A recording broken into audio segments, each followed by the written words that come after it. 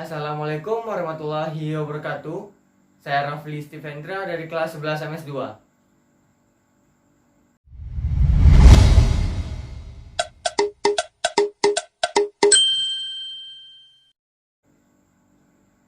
Pada video kali ini, saya akan melakukan praktikum kimia, yaitu tentang larutan penyangga. Tujuan dari praktikum kali ini yaitu untuk mengetahui dan membedakan sifat dari larutan yang termasuk ke dalam larutan penyangga dan bukan larutan penyangga. Sebelum saya melakukan praktikum, saya akan menjelaskan sedikit terlebih dahulu apa itu larutan penyangga.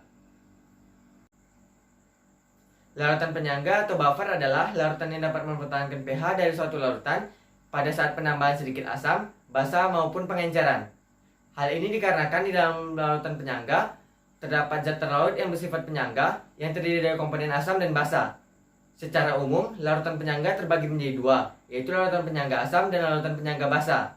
Yang pertama yaitu larutan penyangga asam, merupakan larutan penyangga yang terdiri dari komponen asam lemah dan basa konjugasi. Larutan ini berfungsi untuk mempertahankan pH pada kondisi asam atau pada saat pH kurang dari 7.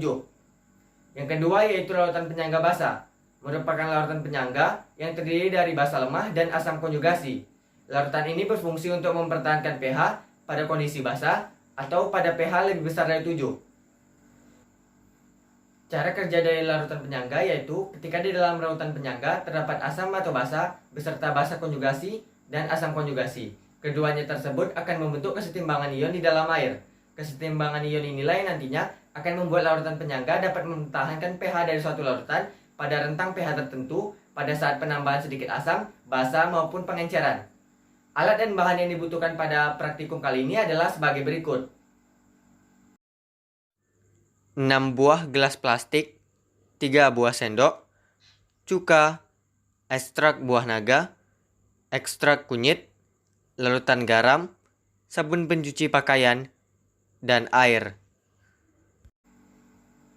Selanjutnya kita akan melakukan praktikum.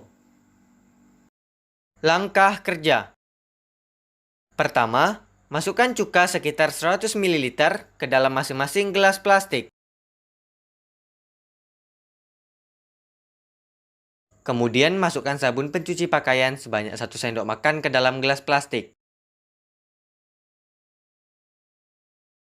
Selanjutnya tambahkan air secukupnya ke dalam gelas plastik yang berisi sabun pencuci pakaian, lalu diaduk.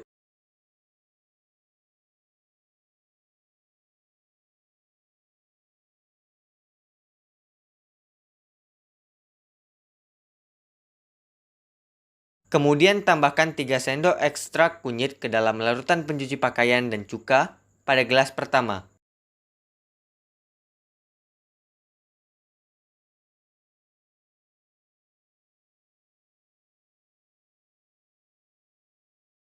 Setelah itu tambahkan 3 sendok ekstrak buah naga ke dalam larutan pencuci pakaian dan cuka pada gelas kedua.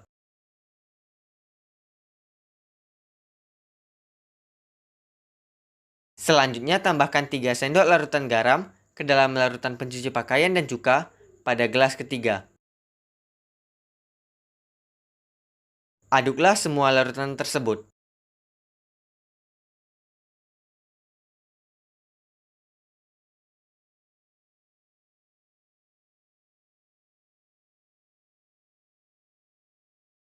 Amati perubahan yang terjadi. Ternyata terjadi perubahan warna pada gelas pertama dan kedua, sedangkan pada gelas ketiga tidak terjadi perubahan warna. Pada percobaan pertama, terjadi perubahan warna pada larutan sabun pencuci pakaian yang ditambahkan larutan ekstrak kunyit menjadi warna oranye kemerahan, sedangkan pada air cuka yang ditambahkan larutan ekstrak kunyit berubah warna menjadi kuning. Pada percobaan kedua, terjadi perubahan warna pada larutan sabun pencuci pakaian yang ditambahkan larutan ekstrak buah naga menjadi berwarna ungu tua. Sedangkan pada air cuka yang ditambahkan larutan ekstrak buah naga berubah menjadi warna ungu. Pada percobaan ketiga, setelah larutan sabun pencuci pakaian dan cuka ditambahkan dengan air garam, tidak terjadi perubahan apapun pada kedua campuran larutan tersebut. Setelah melakukan praktikum, dapat kita ambil kesimpulan bahwa larutan garam termasuk ke dalam larutan penyangga. Hal ini karena ketika dicampurkan ke dalam cuka dan sabun pencuci pakaian, tidak terjadi perubahan warna di dalamnya. Dan juga larutan garam dapat mempertahankan pH dari suatu larutan. Sedangkan ekstrak kunyit dan buah naga tidak termasuk ke dalam larutan penyangga. Hal ini karena ketika dicampurkan dengan sabun pencuci pakaian dan cuka, terjadi perubahan warna di dalamnya.